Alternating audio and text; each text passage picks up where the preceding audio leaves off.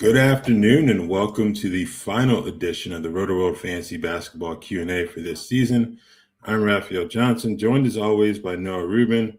And before we even get started on fantasy basketball, I have to ask, how's your bracket looking after the first full day of the NCAA men's basketball tournament?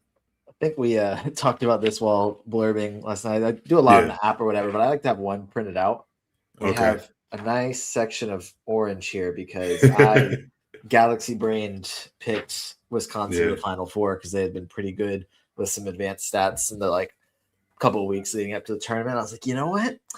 I think that they can do it. And Arkansas, the defense isn't really there. Arizona, I think Arizona's better, but Wisconsin's been playing well. And then I had them against Gonzaga. I was like, I think they can make Final Four. Then they lose to High Point. So that was really a phenomenal start by me. Yeah, I went 12-4 yesterday. I had Wisconsin in the Sweet 16.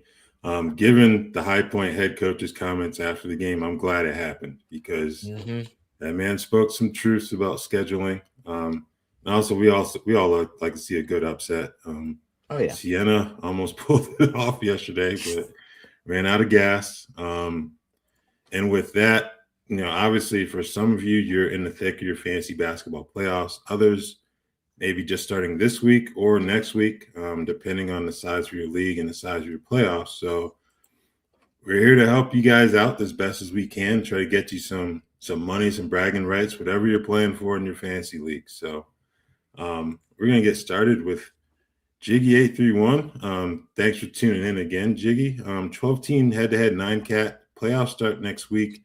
He's got one IL spot, and he picked up Jared Allen. Jalen Williams was just dropped. Should I pick him up as well?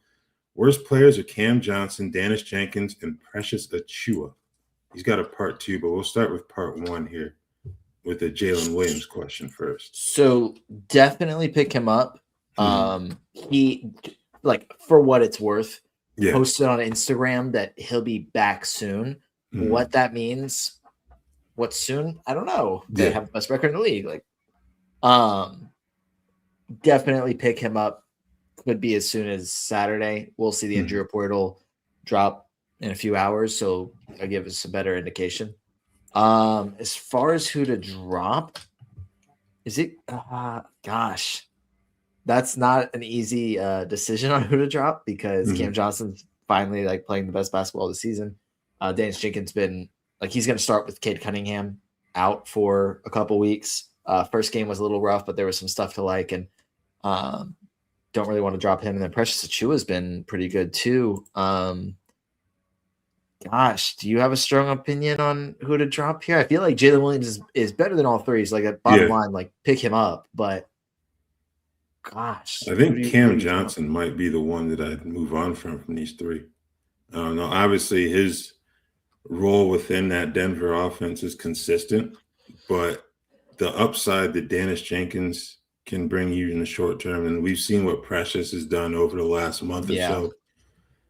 I think I would rather hold on to those two. Cam Johnson, I kind of feel like you'd probably be able to make up for what you lose in not having Cam Johnson from other players on your roster. That's what I would kind of look at it as. Probably be under a minutes restriction of some type, but I feel like 22 to 25 minutes of Jalen Williams is better than a lot of players in the NBA in terms of fantasy value. So, I think that would be the move that I would make there as well. All right, next up, use the waiver. Should he use a waiver on Darius Garland to drop Oso Ighodaro? 1 game from Garland on Saturday versus 2 for Oso Saturday and Sunday. Tied with assists, losing rebounds, down 7 rebounds, 4 turnovers. It's pretty close. So do we prefer 1 game of Darius Garland or 2 of Oso Ighodaro here? So, gosh, this is actually – so I guess the strategy aspect here, 7 rebounds, 4 turnovers. 1 less game is going to actually help you with the turnovers in theory.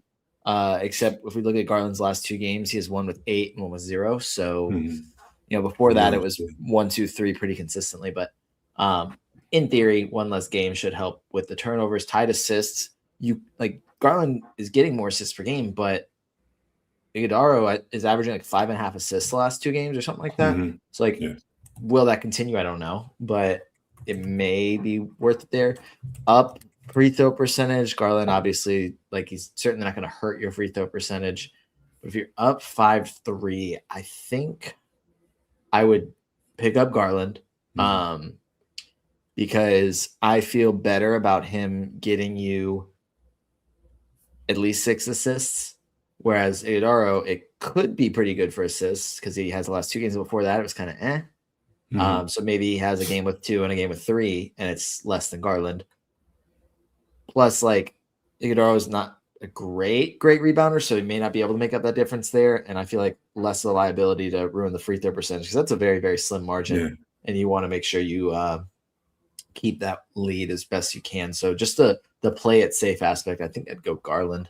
Yeah, I'm inclined to agree with that. The one aspect that could throw a wrench into this is Devin Booker. Now we'll see if he shows up on the injury report, but he sprained his ankle on that last shot last night. He was limping. He said he was fine, I guess, when they interviewed him after the game. So we'll see what happens there. That's a situation that could up Oso's assist production just from having a few more playmaking opportunities. But I think overall, I think Garland is a safer option, especially if you're looking to hold on, if you're looking to take that lead in the assist category. So that's kind of where I lean there in terms of Garland versus Oso. And the third question, I assume this is with a different league, but after the super hype with Jenkins humbled last night, what are your predictions for the rest of the season? Would you drop DiVincenzo, Taylor Hendricks, or Grayson Allen for him? Playoffs start next week. Is Sasser a threat, or is Danis good for 30-plus minutes a night?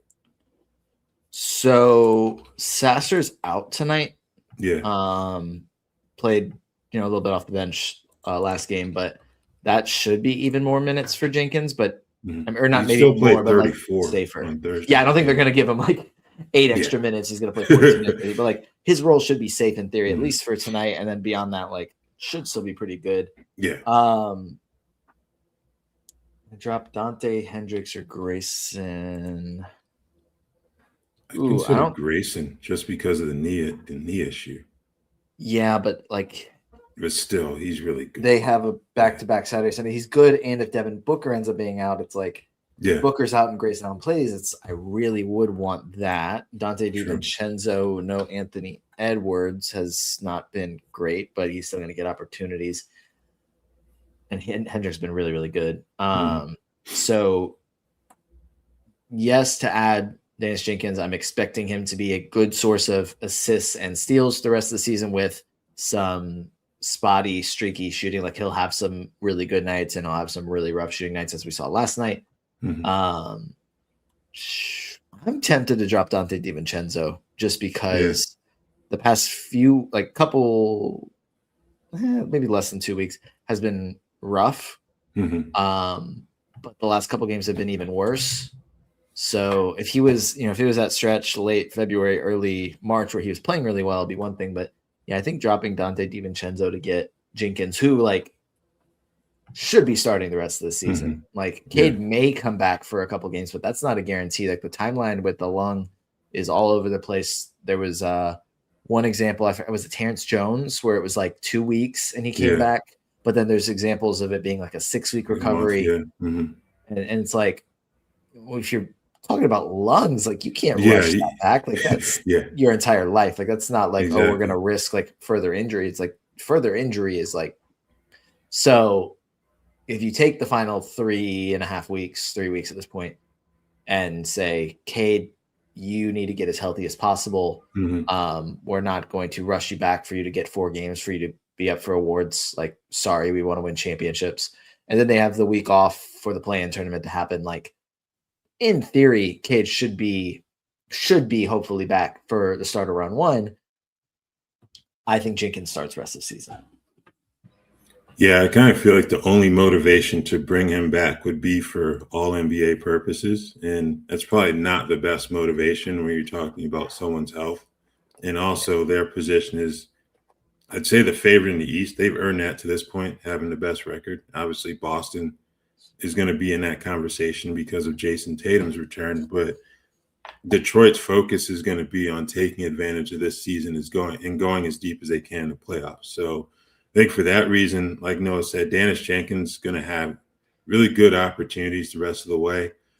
Sasser, you got to keep in mind that he missed most of the season due to injury. So it's not going to be a situation where he's consistently playing mid to high 20s. I don't think he only played 14 minutes last night. And he's out tonight. So I think Dennis Jenkins is going to be fine in terms of his minutes. And so, yeah, I think he's someone that I would pick up. And DiVincenzo would be my selection to drop as well. Because even without Anthony Edwards, he's still been primarily a catch and shoot guy. Like the biggest bonuses have been for Julius Randle, Ayo Dosunmu, and then to a lesser extent, Bones Highland. So Dante really hasn't received a boost in that regard. And I think he's the guy that I would drop out of these three for sure. All right, Byron, howdy to you as well. 10-team 9-cat head-to-head. He's got a bye this week, but he's got some injury issues. Ant-Man, Stephen Curry, and Giannis are all injured. Only one IL spot. What do I do? I need to win next week to make the finals.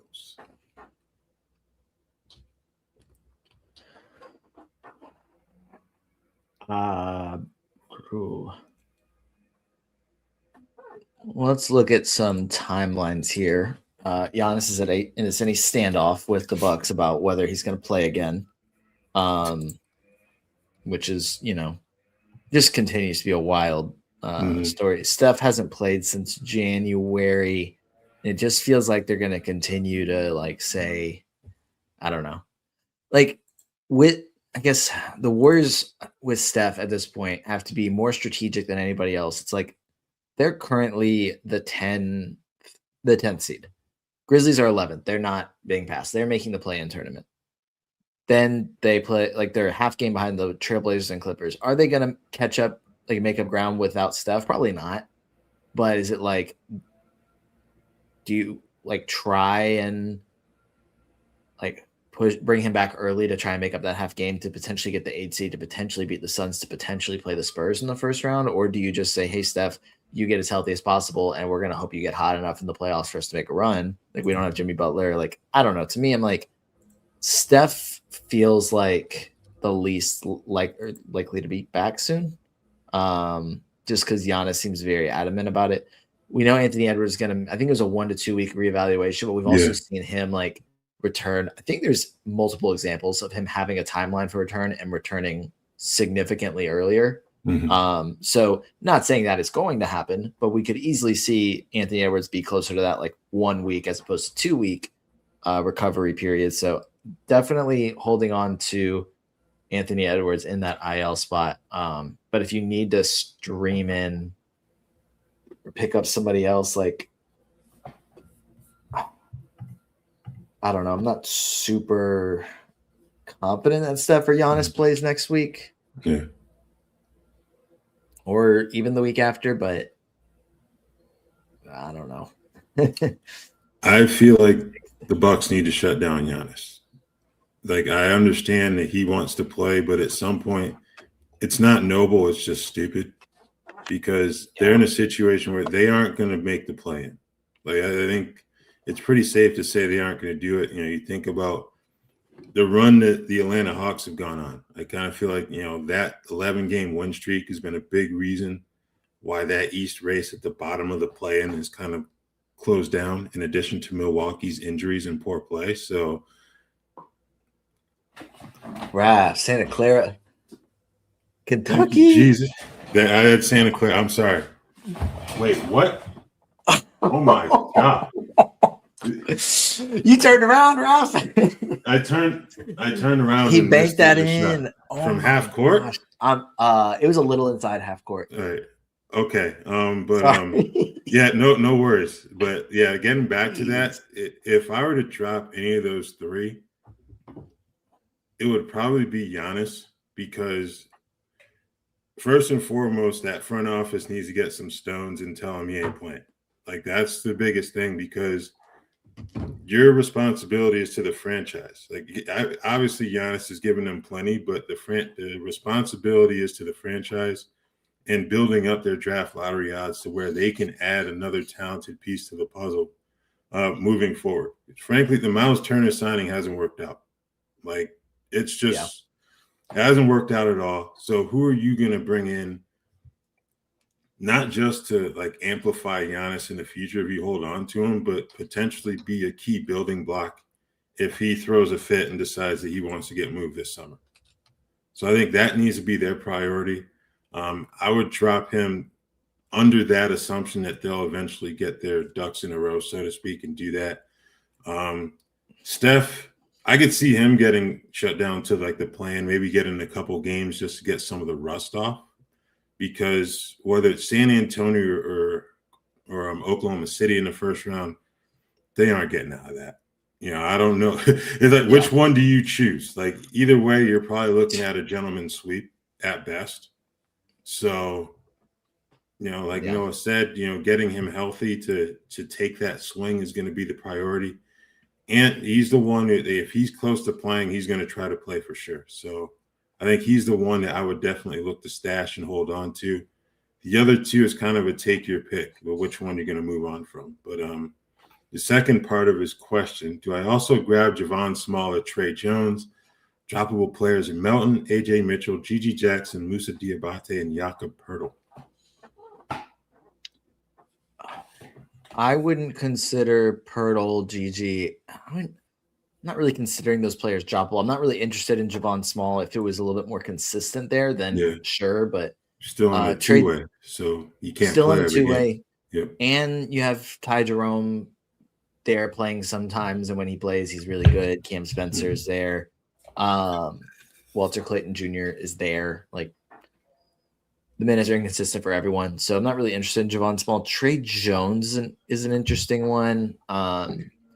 Melton's been good. AJ Mitchell's starting at least temporarily. He might go back to the bench if Jalen Williams is back this weekend. I know Diabate's been kind of rough.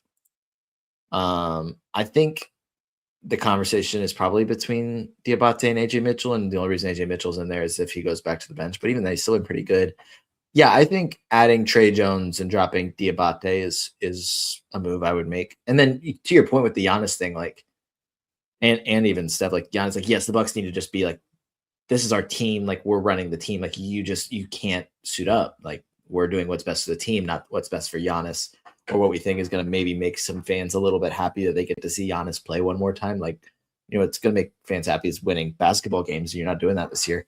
And then with Steph, like, it feels like the East is like a deeper conference this year. And I know the records back this up. Like, the West is very top heavy and has probably the two best teams in the league at least.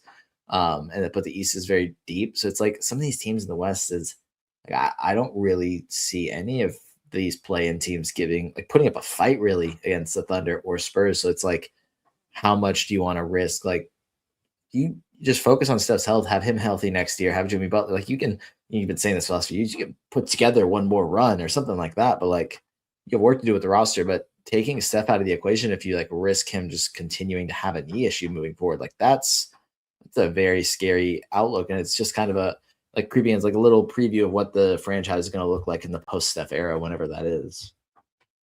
Yeah, that's a good point there. All right, Isaac, good afternoon to you. 12-team 9-cat head-to-head. It picked up Scoot for the back-to-back 4-game weeks. First two games are not overwhelmingly awesome. Would you hold?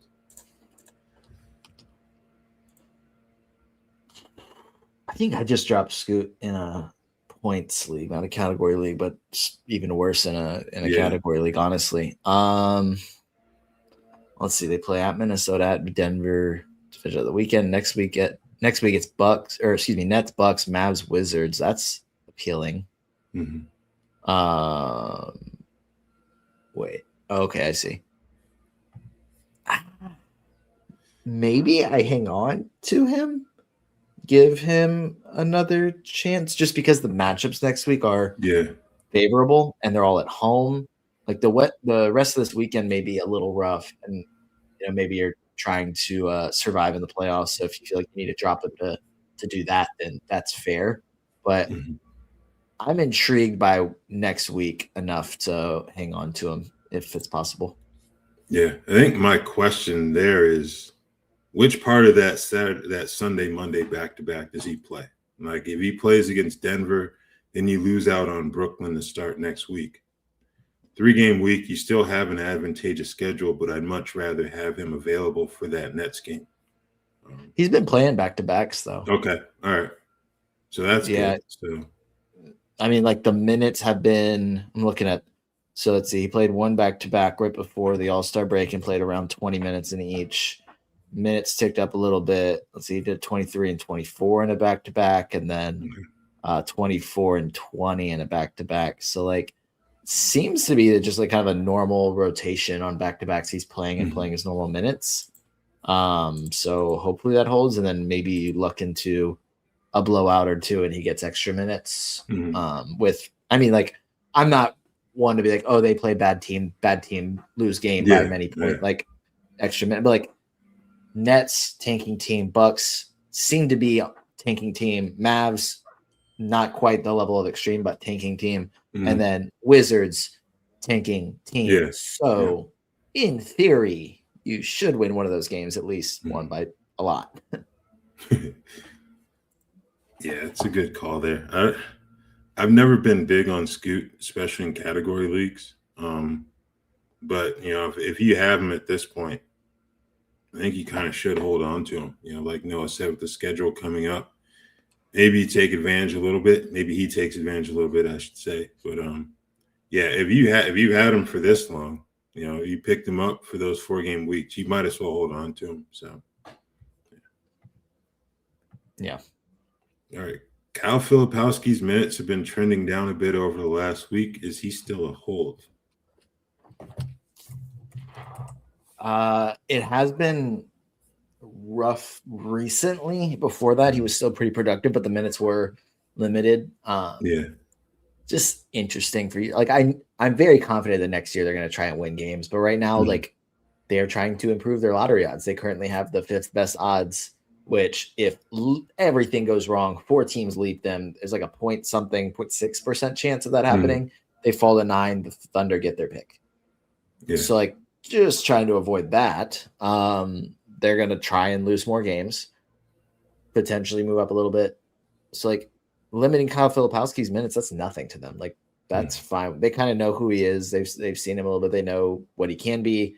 Getting him some minutes, but don't need to play him 35 minutes. Ace Bailey's the only one, and I guess Cody Williams playing a ton of minutes. So if there's a better option, I'm okay to drop Kyle Filipowski, but I wouldn't drop him just because the minutes are trending down just to pick up somebody else. Like, it would have to be a pretty good option because, like, he's still been productive in limited minutes despite the last couple games not being that productive.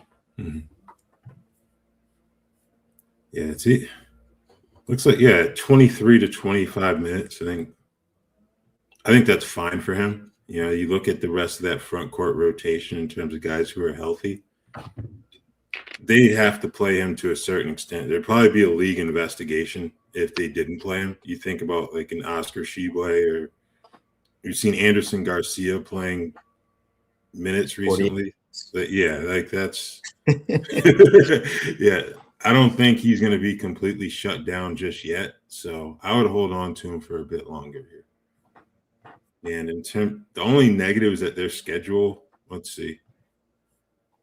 No, the schedule's fine next week. You got 4 games in week 22, and then you got another 4 in week 23. In 23, there's no back-to-backs for Utah. So I kind of feel like that's reason enough to hold on to him, even if he's only going to play like 25 minutes. So I would hold him. All right. You streamed Bub Carrington for the 5-game week this week. Is he a drop for next week? 3 games, they're off until Wednesday. Yeah, I think I'm dropping. There's only 3 games. I know he had the 130-point game. Yeah. He's not that efficient. He's not going to shoot 75% from the floor. Like, he's not a great fantasy basketball player. He's not like this, like, oh, his minutes just aren't there, but when he gets the minutes, it's like you'd be streaming him in for, the 5 games, or, oh, he's starting because Trae Young is out. So he's getting the combination of the minutes in the game. So it's just a volume there. But no, I'm not streaming him for 3 games next week, even if one is against the Jazz. Like I'm just not. Like, who knows too, especially if that game is somewhat close, like both teams trying to improve their lottery odds. Like, oh, Bub Carrington, you go sit on the bench. We need to get somebody Sharif that we Cooper, care. come on down. Right. We need to get somebody that we care even less about in. And we say that with as much respect as possible. It's like, but just like from the management point of view, it's like, Bub Carrington, we spent a lottery pick on you. We're going to take somebody that we just signed for a 10-day or a 2-way and play them 48 minutes because we have to lose this game. Yeah, at work, even if you wanted to pick him back up, he feels like the kind of player that you'd be able to drop at the end of Sunday's games and go back and pick him up Wednesday morning.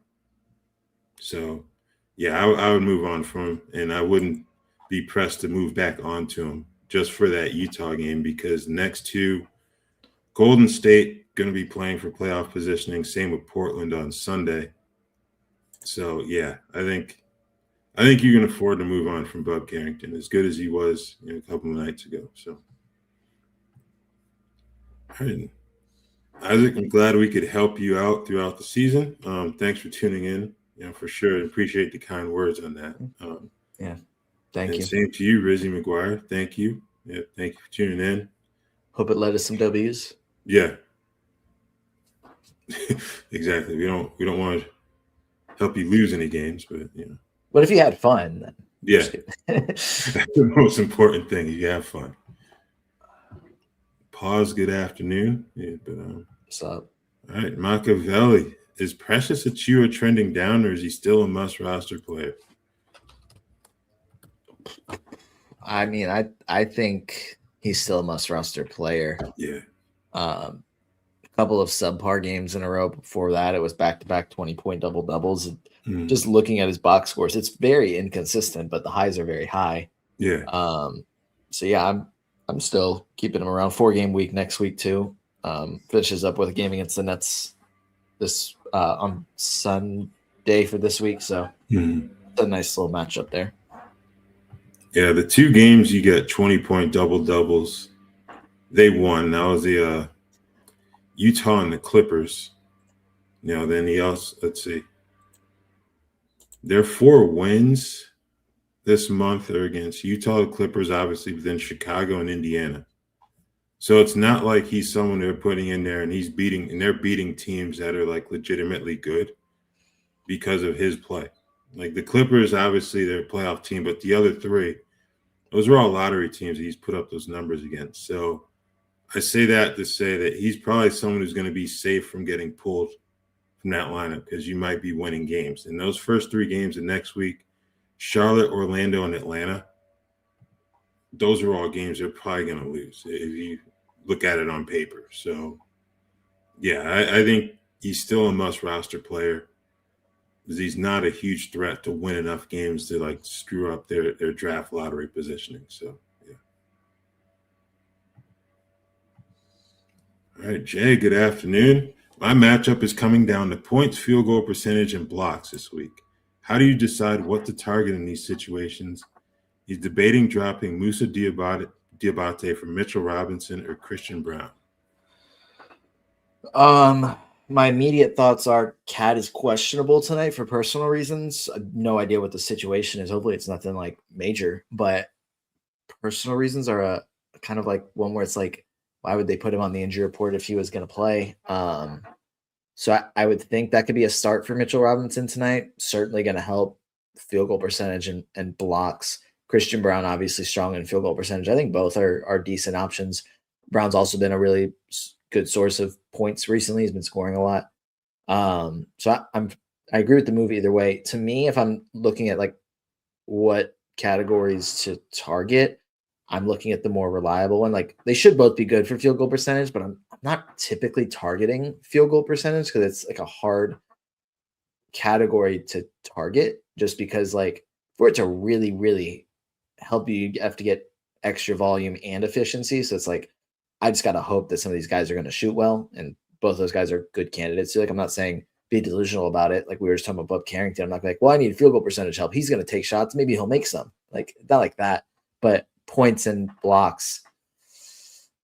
I don't know. I think I'd rather go Christian Braun and feel a little bit better about him getting the points than I do about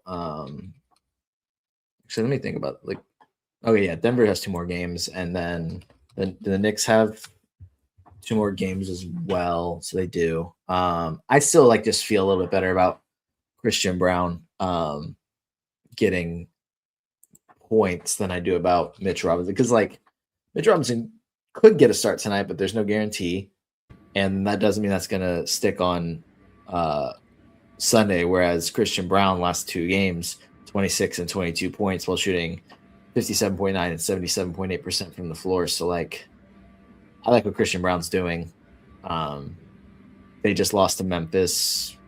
Hopefully they bounce back with 2 like important wins. Yeah. I don't know. This has been I have Jokic in a championship this week. It's been so incredibly frustrating because they had the blowout win over the Sixers where he like barely shot the ball. And then they lost to the Grizzlies. I was like, Jokic, like, what are you doing, man? I need you to dominate. So hopefully he gives me 2 big performances so I can win a championship. But yeah, I think the point you make about the combination of shot volume and shot efficiency is why I'd probably go with Brown as well. Because with Mitchell, you're hoping for one of either 2 things. You know, obviously with the Cat situation, you hope it's not anything serious, but your best chance for him to get some sort of volume would be for Cat to not play. And then if Cat does play, you're hoping for 2 blowouts against bad teams. And the Knicks haven't always, taken care of business from jump when it comes to playing some of these bad teams. So that's an issue in terms of Robinson's minutes. On the other hand, Christian Braun is in the starting lineup, and he's going to play quality minutes, regardless. So I think I would lean Christian Braun as well. And I think if you're debating whether to drop Moussa Diabate, you're probably okay in the rebounds department. So, yeah, I think that's another reason to go with Braun over Mitchell Robinson and making that move. So. And in terms of targeting,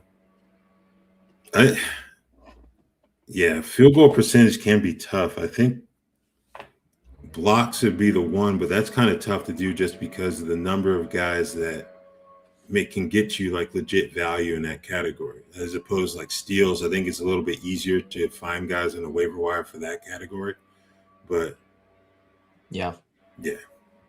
Even then, like both of those steals and blocks are like volatile. Like I have Wemby in the league, and I think he took him till like the 4th quarter, but he only got 1 block yesterday. And I'm like, I barely have a lead in blocks. I have Victor Wembanyama. I'm expecting to have a very nice lead in blocks. Can you get me more than 1? But it's like the last few minutes before he got 1. So it's like even the best shot blockers, sometimes they just like don't get 1, or they only get 1. Whereas like they get avoided, like Christian Braun in theory should be getting you at least 15 points, but the last 2 he's gotten 20. Like that feels a little bit easier to do because he's going to shoot shots and he's going to get fed easy shots from Jokic. Like that should happen. Whereas like the blocks, like Mitch Robinson could easily go block 6 shots, but he could also block 0. Nobody would bat an eye. Christian Braun going to score 0 points, like you'd hear about it. All right, Troy, thanks for tuning in. Currently in the semis in the 9-cat head-to-head league. What's the deal with Daniel Gafford? Is he worth picking up for next week? All right, man.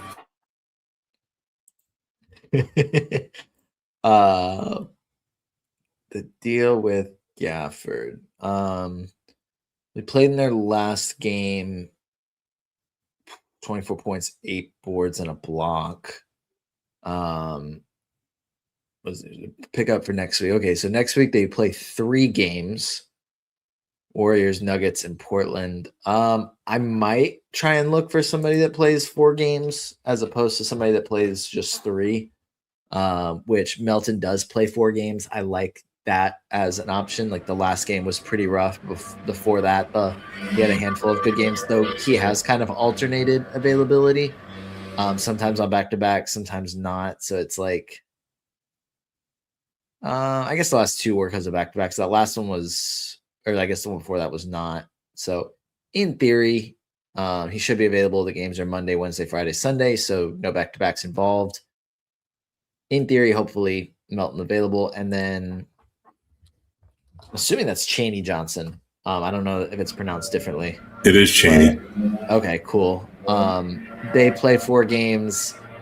I don't know. It's like I just don't trust a player that they're like clearly trying to get minutes to help them tank.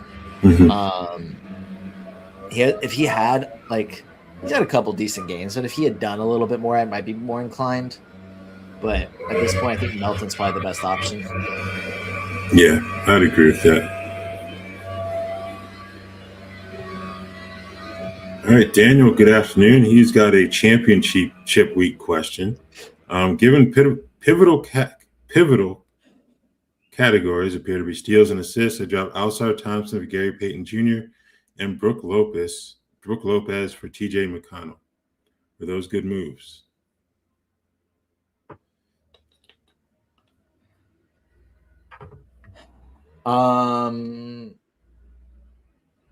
So yes, with the Brolo for TJ McConnell, but the Asar Thompson, I just off the top of my head want to say no.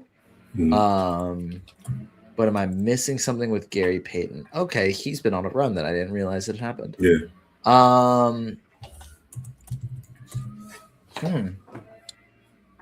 Yeah, actually, I think that's pretty deep. Like, it doesn't feel right for me to say it, just because if you were to just ask me in like preseason, obviously very high on Asar Thompson, but heck, before I realized that this run that Gary Payton Jr. was on, I was like, no, I'd much rather have Asar. It's like, but it's been 5 games in a row with at least 2 steals and 2 assists, and then obviously some boards and some points. So, yeah, I'm fine with both those moves. Asar hasn't been great recently, even with Cade out, didn't really step up. I think that's kind of one factor there, but no, I like the moves.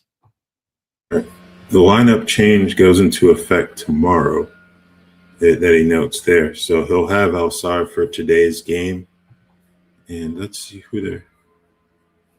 And that's Golden State. So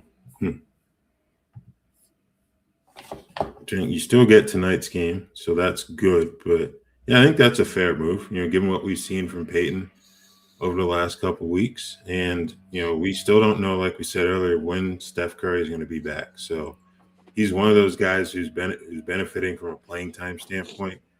Obviously not the same score that Curry is. Very few are, but what he brings to the table in terms of defensive stats, and he can also, give you some value in a rebounds category. Even if you don't need it, you're not going to turn that down. So, yeah, I think that was a good move. And then McConnell, the lone question there is the playing time.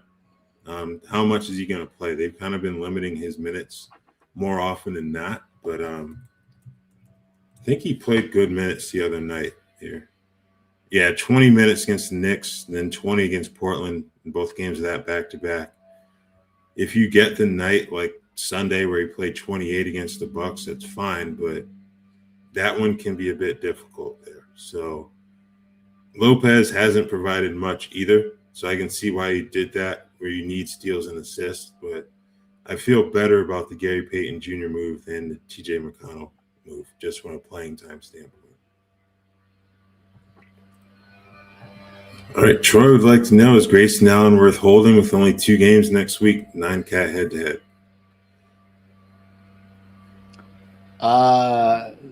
Probably not.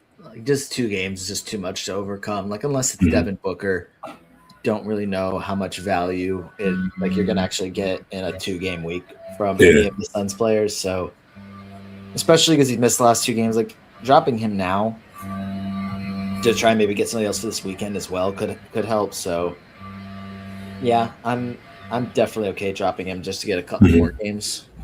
Yeah, agreed. All right. Sit one big on Sunday. Oso Iguodala, Rudy Gobert. He's targeting assists, so he's leaning Oso in terms of the one that he would actually slot into his lineup.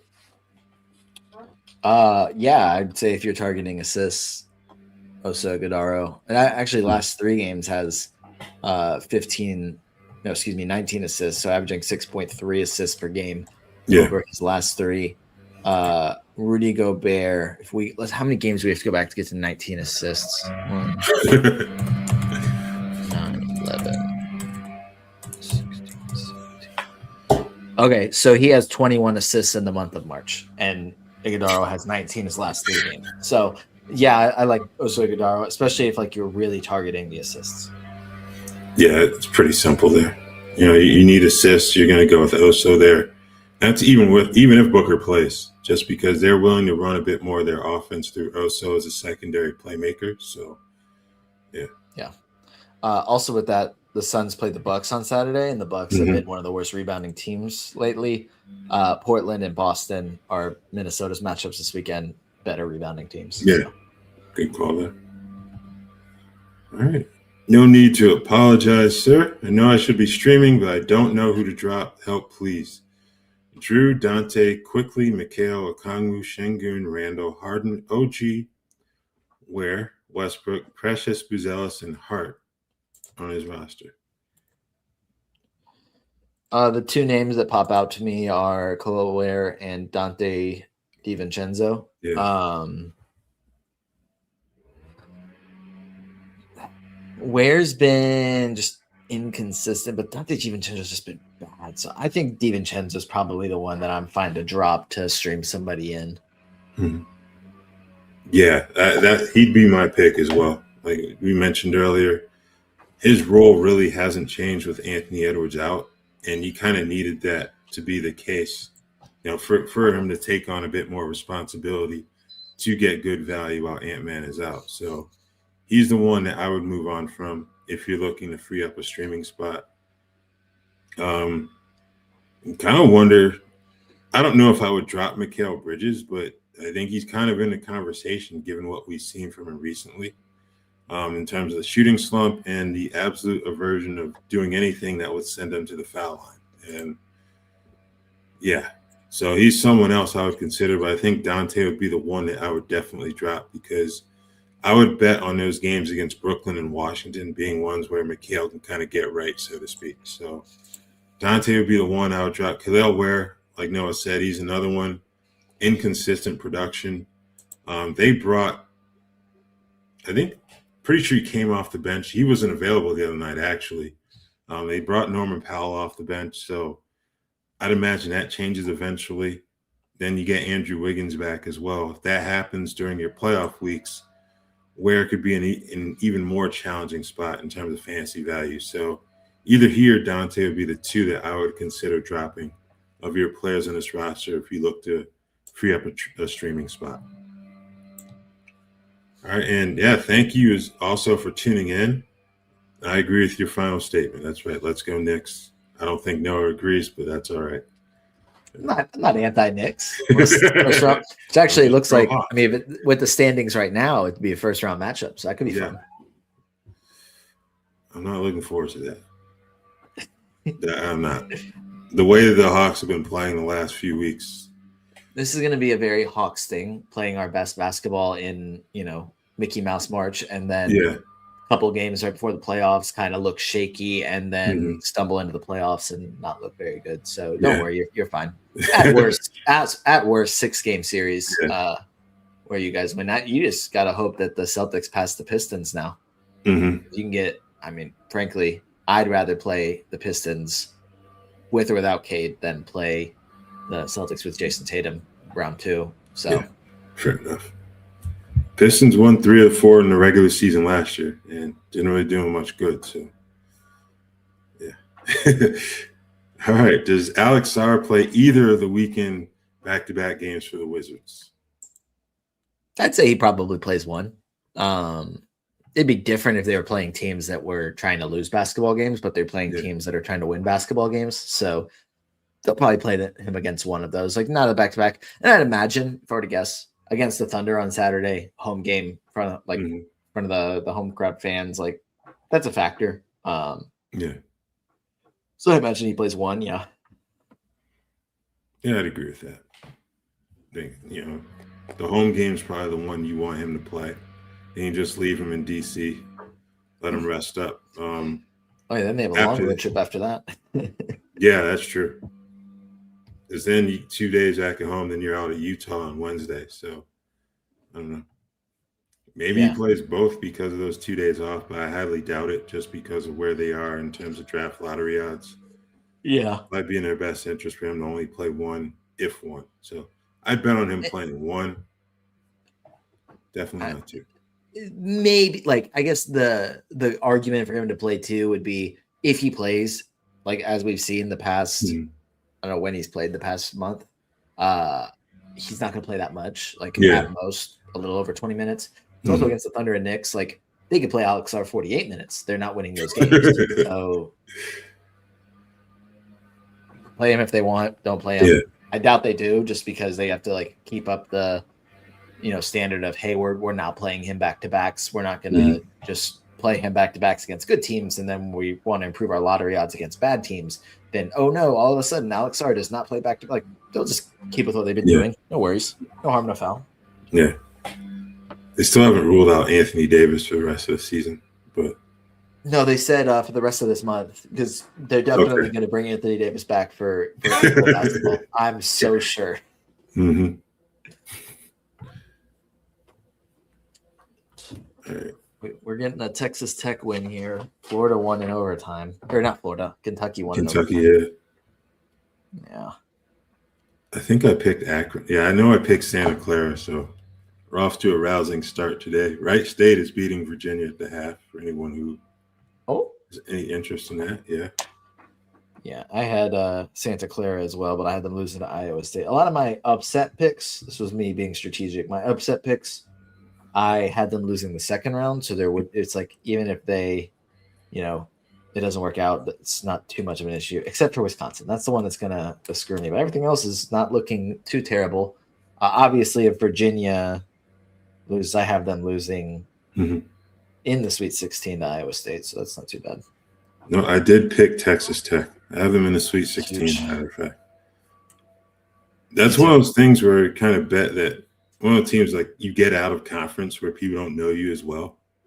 Yeah. Maybe you'll be able to get away with not having a key player, at least for the first weekend. So, yeah. Alabama's better hope. They're not going to – was it Holloway? Was his last name? Not having him. Going to be tough. Yeah. All right. Yeah, this is what happens when you're waiting around for a few more questions during the NCAA tournament.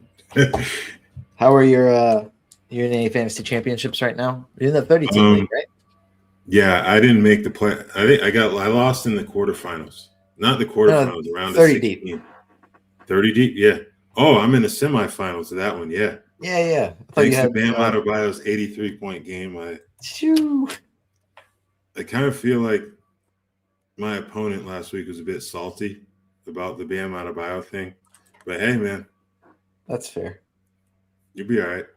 I wouldn't be very happy either if I lost in a 30-team league because of a Bam Adebayo 83 game. That's the worst way to go out is 30-team league. You're already trying to scrape the bottom of the barrel to in March, but you didn't lose because of some random player that just a lucky stream in. Just Bam Adebayo 83 points. That's so stupid. Hey, it happens. But well, no, it doesn't happen. I shouldn't say that. It has happened once. It will never, ever happen again. But yeah, I think then we have another industry playoffs that start next week. I'm locked into the 4 seed, so yeah, against the 1 seed, it won't be easy, but hey, all I can ask for is a chance. I'm sure you're in a few playoff matchups right now. Right? Yeah, I am. I'm in one playoff first round. It's a points league that I'm pretty decently ahead. I should be fine. And then 2 championships. I'm down 4-5 in one, and then I'm up 5-4 in the other. Literally down 1 block and 3 steals, and then winning by 2 rebounds and 5 assists. So it's going to be quite the it's going to come down to, I don't know, man. He's got Cat in his lineup, so maybe I'll get lucky and he'll leave him in on accident. if he doesn't play. But I really just need Jokic to play like Jokic because he hasn't this week, and I feel like that's really hurting me. But man, yeah, I was like literally stressing last night. Like, do I bench Leonard Miller for Jalen Tyson? And I didn't end up doing it. And I really wish I did, because then Leonard Miller wasn't part of the rotation until garbage time, and Jalen Tyson played well. So that's the fun part about Dynasty Leagues. I say fun. I do all these moves to stack my team. I have Jokic, I have SGA, I have Luka, like stacked team. And now it's just going to come down to, oh my gosh, I started Leonard Miller over Jalen. Yeah. And I'm like, oh my gosh, are you kidding me? Yeah, that's – I don't know. I'm not someone who plays a lot of dynasty basketball, but I can understand why that would be a bit frustrating. Or you can just have everyone get hurt / suspended at about the same time. Yeah. That's the thrill of it. That's why that's why we enjoy it. All right, Daniel's got another question. He's got to drop Alsar Thompson and Dennis Jenkins for Saturday and Sunday because the Pistons aren't playing. Some good ads for the weekend. Well, I just dropped my weekend must starts column, so that'll help. Yeah. I think Oso would be one. I have him on the available. List. Yeah, because you play on Saturday and Sunday. So he'd be one for sure. Actually, I don't remember which ones are Saturday, Sunday. Let me I think it's just Phoenix and Washington who play on both days. Well, I have Colin Gillespie on that list as well. Yeah. So, I mean, the other players on the list are like Ayo Dosunmu is the main one. I mean, it kind of depends on categories. I have CJ McCollum, Reed Shepherd, Josh Minot, Taylor Hendricks, Guy Santos, Neemias Queta.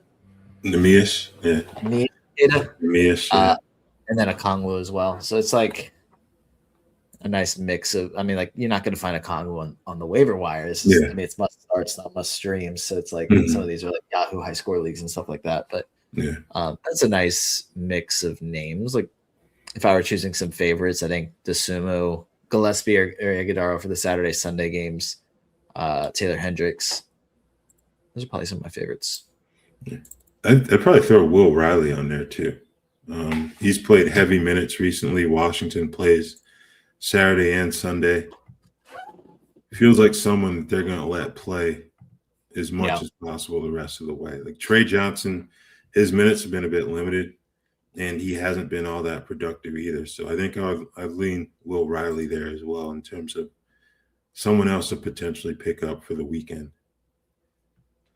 Yeah, I think the reason I didn't include any Wizards on that list is because they play the Thunder and Knicks. It's just like two matchups, which could be blowouts and just extra minutes for random guys. But and Will Riley should be in those minutes, but it's like it could be shooting nights too. So it's just good call there. Yeah.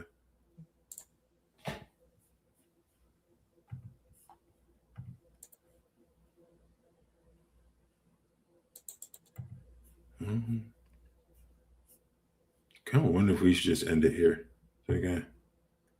I mean, fine by me. It's only a few minutes early, so we stretched it. Yeah, we've done what we could for you guys today.